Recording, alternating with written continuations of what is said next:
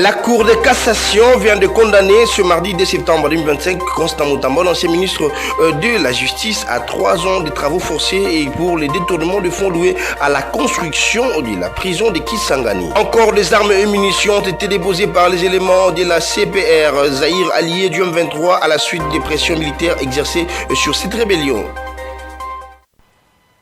Nouvelle session d'information à la télévision de l'éducation. Mesdames et messieurs, bienvenue à toutes et à tous. Place au développement des titres dans l'actualité. La Cour de cassation vient de condamner ce mardi 2 septembre 2025 l'ancien ministre de la Justice, Maître Constant Mutamba, à 3 ans de travaux forcés pour détournement des fonds à la construction d'une prison à Kisangani, chef-lieu de la province de La Tchopo. La Cour de cassation vient de le condamner aussi à l'interdiction pour 5 ans après l'exécution de sa peine de droit de vote et de droit d'éligibilité, à l'interdiction d'accès au pouvoir public et para-étatique, quel qu'en soit l'échelon, à la privation aussi du droit à la liberté conditionnelle. La chef de gouvernement souminois a reçu Johan Berkstam, représentant spécial de l'Union européenne pour la région des Grands Lacs, pour plus suivre cet élément de Léon Singili. Cette rencontre s'inscrit dans le cadre du renforcement des relations entre la RDC et l'Union européenne, mais aussi dans la recherche de solutions concertées aux défis sécuritaires et humanitaires dans l'est du pays. Nous avons aussi évoqué la situation humanitaire dans le pays et comment on peut travailler plus étroitement ensemble pour faire ce qu'on peut pour résoudre, améliorer la situation dans l'est du pays. Évidemment, nous avons aussi touché sur l'état actuel des processus de paix en cours, le processus de Doha, le processus de Washington. Au terme de l'entretien, Johan Berkstam a salué la qualité de ses échanges avec la chef du gouvernement congolais. Pour moi, ça a aussi été une opportunité de partager avec Madame la Première ministre des détails sur mon déplacement et mes échanges ici en République démocratique du Congo. Je pars demain pour Béni. C'est aussi une opportunité pour moi, au nom de l'Union européenne, de montrer notre solidarité avec les autorités légitimes dans l'est du pays. Le représentant spécial a également précisé que son déplacement à Béni visait à témoigner de l'engagement de l'Union européenne aux côtés des institutions congolaises dans la lutte contre l'insécurité persistante dans cette partie du territoire. Notons que la ministre des Affaires étrangères, Thérèse Kaikwamba, a également pris part à cette réunion de coopération. Tout à fait. Autre chose, échange constructif patriotique à Bunia dans la province de La Tchopo entre le gouverneur militaire et les opérateurs économiques, les miniers, les coopératives et acteurs œuvrant dans le secteur des mines pour plus suivre cet élément de Naomi Katako. C'était une séance de travail stratégique qui s'est tenue entre le gouverneur de province et les opérateurs économiques ce lundi 1er septembre 2025 en ville de Bunia.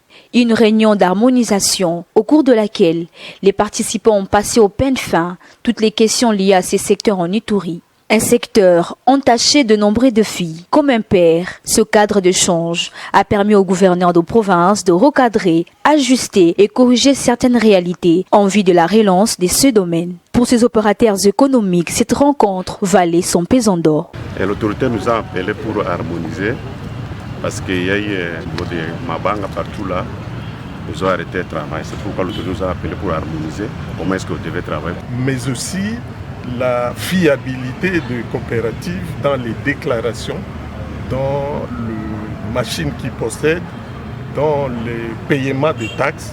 Mais du côté des coopératives, on a pensé qu'il fallait la sécurisation de la zone de manière à ce que la population puisse reprendre les activités. D'après le porte-parole du gouverneur militaire, cette rencontre s'inscrivait également dans le cadre de la restauration de l'autorité de l'État. Il était question de faire comprendre à tous les exploitants miniers, les opérateurs économiques, partout où l'État est, et nous devons maintenant réglementer ces secteurs au profit de toute la population. Et donc nous sommes à l'ère de la restauration de l'autorité de l'État en province de l'Ituri, plus particulièrement dans cette zone longtemps sous contrôle des groupes armés qui, pendant leur contrôle, toute richesse de l'Ituri échappait aux Ituriens. Et donc maintenant, l'autorité de l'État est là.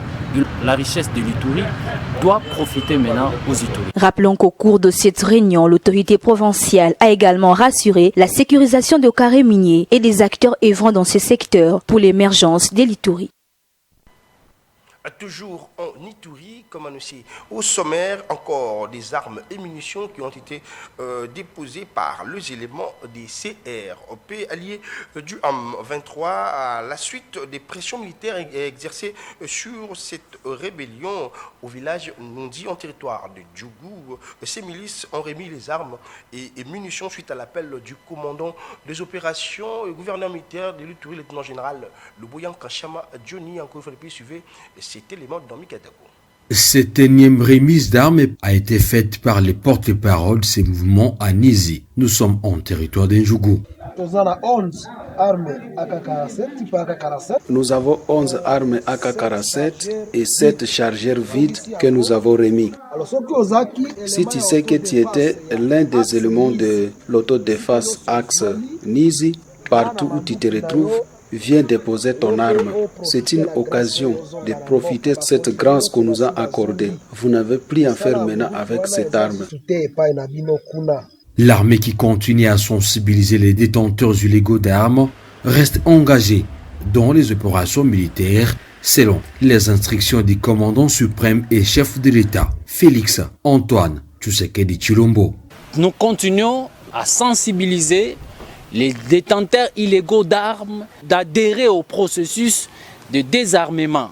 Les opérations se poursuivent pour tous ceux-là qui continuent à endeuiller nos populations. Donc l'approche militaire va continuer jusqu'au désarmement forcé. Nous appelons également l'engagement communautaire de continuer à sensibiliser tous ces gens et d'autre part, les forces aux armées à accélérer avec les opérations militaires contre tous les détenteurs illégaux d'armes. Et donc, quoi qu'il en soit, quoi qu'il en coûte, vous devez déposer les armes.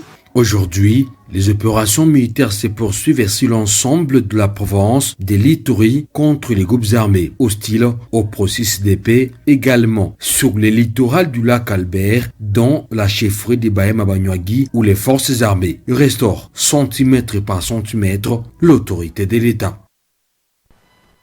Rentrée scolaire 2025-2026, on en parle toujours. Le vice-ministre de l'Éducation nationale a effectué une ronde dans quelques établissements scolaires pour se faire une idée sur l'effectivité de la rentrée des classes le lundi 1er septembre 2025. Suivez cet élément. Il est 7h48 lorsque le cortège du vice-ministre de l'Éducation nationale franchit les portillons de l'Athénée de la Gombe pour s'assurer que la rentrée scolaire 2025-2026 est effective. Ici, élèves et enseignants sont bien présents et les cours se déroulent en toute sérénité. Satisfait, Théodore Kazadimoïla et toute la délégation qui l'accompagne poursuivent la ronde dans d'autres écoles des provinces éducationnelles de la Funa, Lukunga et Moamba pour en avoir les cœurs nets. Et c'est au collège Saint-Raphaël dans la commune de Limete qu'il a bouclé cette tournée marathon. Le lancement officiel a été effectué au Congo central par son Excellence la Mineta, Madame Aïssa Malou. Nous avons visité un certain nombre d'écoles. L'impression, elle est bonne. À la suite de cette supervision, nous venons de terminer une séance d'évaluation. Parlons santé et dans ce journal, le ministre de la Santé publique, Hygiène et Prévoyance sociale a tenu une réunion stratégique pour évaluer la situation du Mpox et du choléra en cette période de la rentrée scolaire. Pour plus de détails et précisions, suivez cet élément de Ginel Pézo. Cette stratégie d'intensification intégrée avec l'ensemble des parties prenantes. Alors concernant la situation de choléra, à la semaine 34, on a enregistré 1550 cas de choléra, ce qui est aussi une baisse par rapport à la semaine 33. Et nous avons 15 provinces qui sont encore en épidémie par rapport toujours en santé, pour n'avoir pas respecté les règles administratives et sanitaires, la manque du centre hospitalier Séraphine Kouloubou dans la commune de Massina est temporairement fermée. Pour plus de précisions, suivez cet élément du Junior Twendele. Et pour féliciter le gouverneur de la ville, M. Daniel Bimba-Lubaki, et sitôt informé à dépêcher le ministre provincial de la Santé, avec ça la constat, lié la place où était maquillée les macasses semaine passée dans les réseaux sociaux. Et par après, le ministre a constaté que mon réseau fonctionnait, mais Mikanda est actif.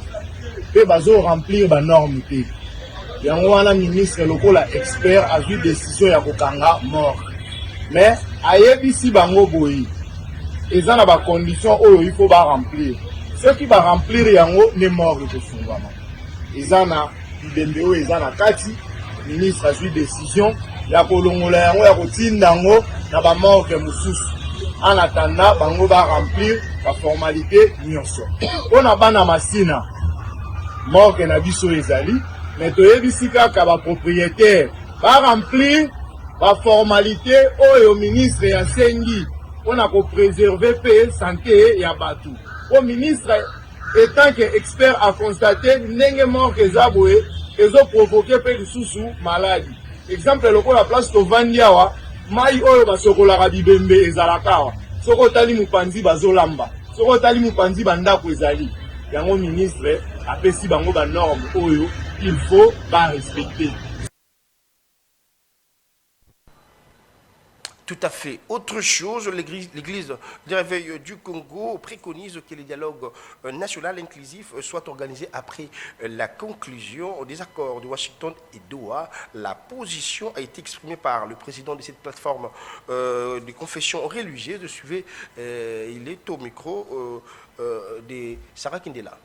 À l'issue de notre rencontre, nous avons noté qu'il y a lieu de clarifier une phrase, laquelle quand nous disons qu'une ordonnance soit prise dans les meilleurs délais, qu'est-ce que nous attendons par là? Nous, comme mouvement de réveil, Église de réveil en République démocratique du Congo, nous entendons par là qu'il y a une hiérarchisation. C'est-à-dire, le dialogue est non seulement opportun, il est obligatoire. Parce qu'il est obligatoire, comment ça se fait? D'abord, qu'on puisse terminer avec les dossiers qui se déroulent, les accords de Washington, les accords de Doha, et ensuite vient le dialogue national inclusif. Voilà un peu ce que nous voulons dire par dans les meilleurs délais, c'est suivre cette hiérarchisation-là, qui signifie que les délais dépendent de l'évolution du dossier Washington, du dossier Doha. Ensuite viendra le dialogue national inclusif. Et nous pensons à toutes ces populations qui souffrent à l'est de notre pays et nous disons qu'il est temps que toutes ces choses s'arrêtent, les tueries s'arrêtent, que la population puisse vaquer à ses occupations, que l'intégrité territoriale soit une effectivité. Voilà de quoi il a été question dans notre réunion de tout à l'heure. Le message est unique, le Congo est indivisible. Et donc la cohésion nationale autour des institutions légalement établies, c'est l'obligation pour tous. Et pour boucler complètement cette session d'information dans le cadre du sport loisir, l'ASBEL Alliance B73 que dirige l'ingénieur Brice Voubou a accueilli le dimanche 31 août 2025 au terrain Christérois dans la commune de Kassavoubou, une structure de la commune de Selembao dénommée La Grande Famille. Pour plus de précisions, suivez ce reportage. C'était dans une atmosphère fraternelle que l'ASBEL, l'Alliance B73 que dirige l'ingénieur Brice Foubou, a accueilli l'ASBEL, la grande famille de Selembao, dans une rencontre sportive au terrain Christ-Roi de Kassavoubou. Un match loisir qui s'est bouclé par un score de 0 but partout avec plusieurs actions spectaculaires. Juste après cette rencontre sportive, les dirigeants des deux structures Alliance B73 et la grande famille de Selembao ont réagi sur l'objectif principal de cette activité. Nous avons compris que pour conscientiser les jeunes, nous devons rassembler les jeunes. Nous avons opté pour les sports et les loisirs, pour conscientiser les jeunes et expliquer les jeunes comment ils doivent vivre par rapport à leur développement et au développement du pays. Aujourd'hui, nous étions très ravis de recevoir l'ASBEL, la grande famille de la commune de Selembao, par une activité sportive qui s'est passée à une ambiance conviviale et à la fin, comme d'habitude, nous avons donné la morale aux jeunes, expliqué aux jeunes comment est-ce qu'ils doivent être utiles pour le pays. Alors, il était question de conscientiser le jeune. Vous savez l'enjeu où se vit le pays actuellement. Étant jeune, portant la vision, la grande vision, ou carrément soutenant la vision de l'excellence Guy Luandomboyo, il était question d'échanger d'une manière sportive entre deux fiefs ou des associations de la FUNA. Voilà, nous sommes avec l'ASBEL B73 pour un échange qui était crucial de tous les deux côtés. Enfin, pourquoi pas d'accompagner la vision de politique. Nous savons l'enjeu que vit le pays actuellement concernant la guerre et autres. Et voilà, c'était important pour nous de pouvoir échanger, comprendre les enjeux et enfin d'inciter à un partage, à un repas de famille. Il faut noter que la journée s'est bouclée par un repas fraternel entre les deux structures. Place au rappel des titres.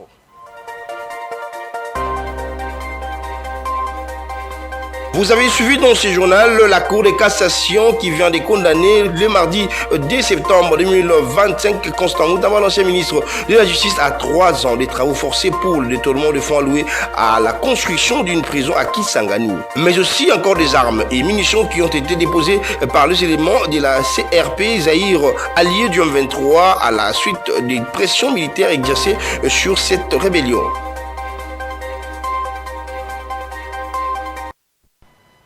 Fin de cette session d'information. Si vous avez aimé, dites merci à la grande équipe rédactionnelle de la télévision de l'éducation. Restez branchés au programme de votre chaîne éducative et surtout prenez soin de vous car chaque jour est une vie. Au revoir.